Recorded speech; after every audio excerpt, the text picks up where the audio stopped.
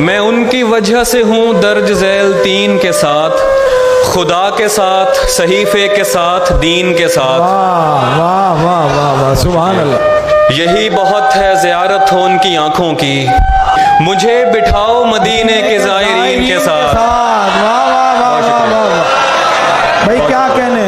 वो बादशाह गुलामों में ऐसे रहता था, उफुक पे जैसे जुड़ा है फलक जमीन के साथ। वाह वाह, बहुत शुक्रिया। यही नहीं कि उतारा था सिर्फ हुस्ने तमाम, खुदा ने इश्क उतारा था उस हसीन के साथ। वाह वाह वाह वाह, बहुत शुक्रिया। सवाल, कितने बरस तक जमीन थी रश्क के फलक? वाह वाह वाह वाह वाह वाह। सवाल, कितने बरस तक जमीन थी रश्क के फलक? जवाब, सिर्फ 63 बरस यकीन के साथ।